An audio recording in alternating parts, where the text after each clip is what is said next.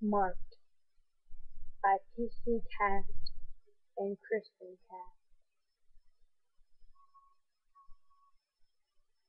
Chapter 1.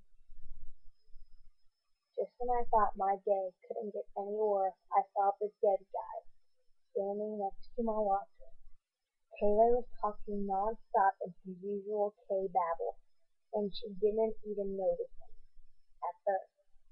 Actually, now I think about it, no one else noticed him until he spoke, which is tragically more evidence of my freakish inability to fit in.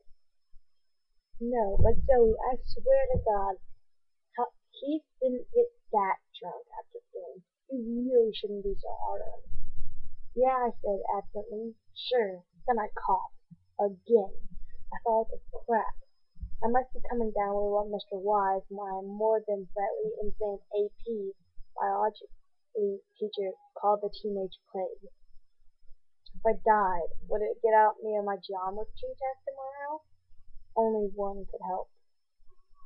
Zoe, please, are you even listening?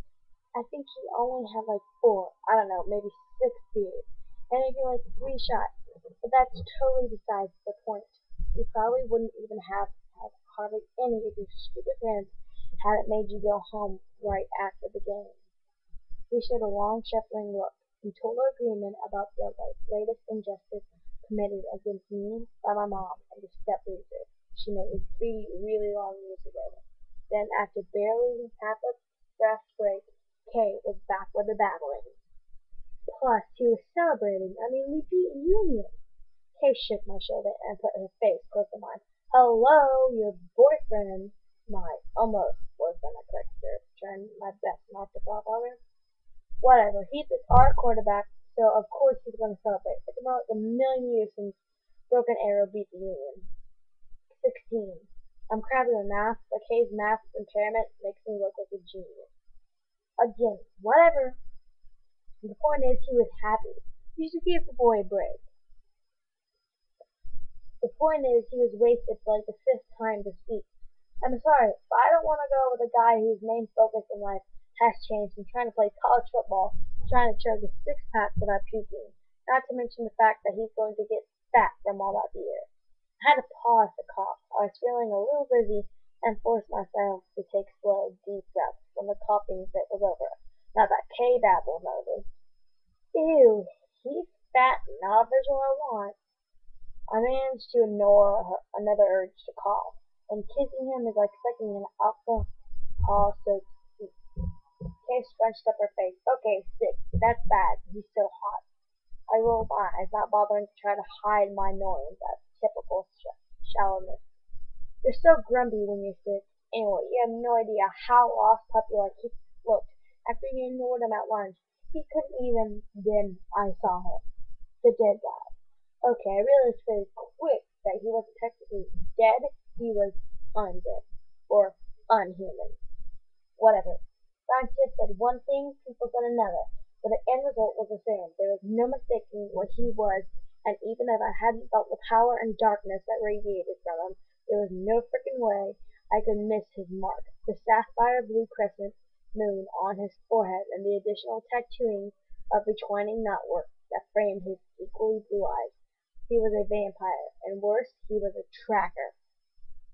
Well, crap, he was standing by my locker.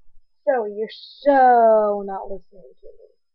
The vampire spoke, and his ceremonial words slicked across the space between us, dangerous and seductive, like blood mixed with melted chocolate. Zoe Montgomery, night has chosen thee, thy death will be thy birth, thy cause to be.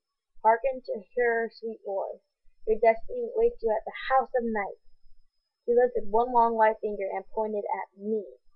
As my forehead exploded in pain, Kayla opened her mouth and screamed. When the bright splotches finally cleared from my eyes, I looked up to see Kay's colorless face staring down at me. As usual, Alva said the first ridiculous thing that came to my mind. Kay, your eyes are popping out like a head, like a fish. He marked you. Oh, Zoe, you have the outline of that thing on your forehead.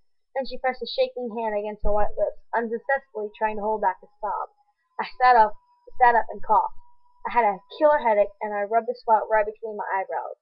It stung as if a wasp had bit me, and radiant pain down my eyes, all the way across from my cheekbone. I felt like I might puke. Zoe! Kate was crying now, and had to speak between wet little hiccups.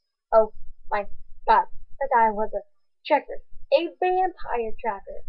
Hey, I blinked hard, trying to clear the pain from my head. Stop crying, I hate it when you cry. I reached out to attempt a covering pat on her shoulders, and she automatically cringed and moved away from me. I couldn't believe it. She actually cringed, like she was afraid of me. She must have seen the hurt in my eyes because she instantly started a string of breathless cave battles. Oh, God, Zoe, what are you going to do? You can't go to that place. You can't become one of those things. This can't be happening. Who am I supposed to go to with all of our football games? I noticed that during her tirade she didn't once move anywhere close to me. I clamped down on the sick hurt feeling inside and threatened that made me burst into tears. My eyes dried instantly. I was like good at hiding tears. I should be. I had 3 years to get good at it. It's okay, I'll figure this out. It's probably some bizarre mistake I lied. I wasn't really talking. I was just making words come out of my mouth. Still grimacing at the pain out from my head, I stood up. Looking around, I felt a small measure of relief that Kay and I were the only ones in the math hall, and then I had to choke back what I knew was hysterical laughter. Had I not only been totally psycho about the geometry test from hell scheduled for tomorrow, and had run back to my locker to get my book so I could attempt to obviously and pointlessly study tonight, the track would have found me standing outside in front of the school with the majority of 1,300 kids who went to Broken Arrow South Intermediate High School, waiting for my stupid Barbie clone sister like to call Smudgy the big yellow limo.